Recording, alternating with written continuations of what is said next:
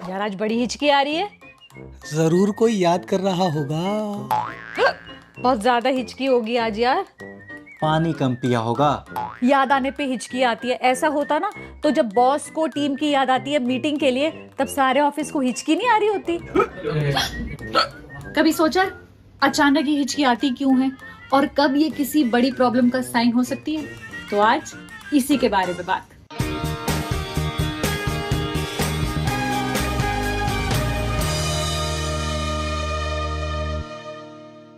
खांसी आने पर कोई अपनी थ्योरी बताता है, छींक आने पर कोई अपनी थ्योरी बताता है। हिचकी के बारे में भी कई थ्योरीज है। मामा याद कर रहे होंगे, कोई खास फ्रेंड याद कर रहा होगा। बट वन क्वेश्चन, ये हिचकी वाला मिस्ड कॉल क्यों दे रहे हैं? सीधे कॉल क्यों नहीं कर लेते?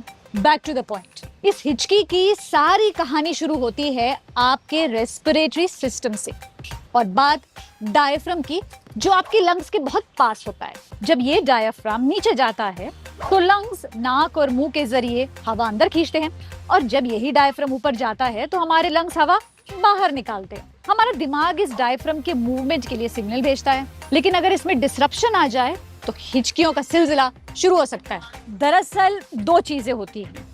जब आप सांस ले रहे होते हैं तो आपका डायफ्राम अचानक नीचे की ओर चला जाता है, खिंच जाता है और आप हवा ज्यादा अंदर ले लेते हो एकदम से। आपके वोकल कॉर्ड्स के बीच की जगह अचानक बंद हो जाती है ताकि और हवा अंदर ना आ सके, और इसलिए आती है वो हिक वाली साउंड, हिचकी। ज्ञान तो बड़ा दे रहे हो, ये बताओ ये होता क्यों है? हिचकी को लेकर कई थ्योरीज हैं। हिचकी के फिक्स डिफाइंड रीजंस तो नहीं, पर एक्सपर्ट्स के मुताबिक हिचकी को कुछ चीजें ट्रिगर कर सकती हैं। उनके बारे में बात करते हैं। जैसे कि आपने खाना ज्यादा खा लिया, जल्दी जल्दी खा लिया, कुछ बहुत ही ज्यादा ठंडा पी लिया, अल्कोहल, स्मोकिंग, ये सारी चीजें ट्रिगर कर सकती हैं। ब्लोटिंग इसका कारण है, अगर आपने कुछ मसालेदार खा लिया या फिर कार्बोनेटेड ड्रिंक्स ले ली।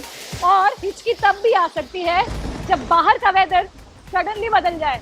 एक्सपर्ट्स के मुताबिक इमोशनल या फिर हाईली स्ट्रेसफुल सिचुएशंस भी हिकअप्स को ट्रिगर कर सकती है। अगर आपको किसी तरह का शॉक लगा हो, सदमा लगा हो, तो भी हिचकी शुरू हो सकती है, क्योंकि ये आपके रेस्पिरेटरी सिस्टम की नर्व्स को अफेक्ट करते हैं।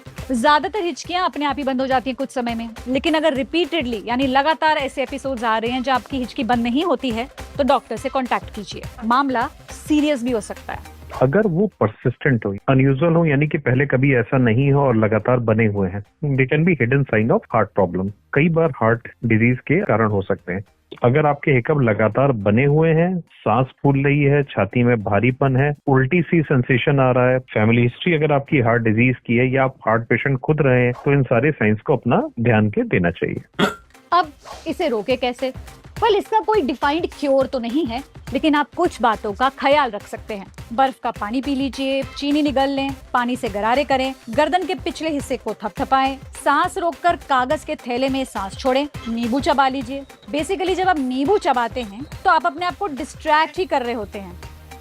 ऐसी बातों का ख्याल रखिएगा। हिचकी को रोकने के लिए अपने पोस्चर को भी चेंज कर सकते हैं।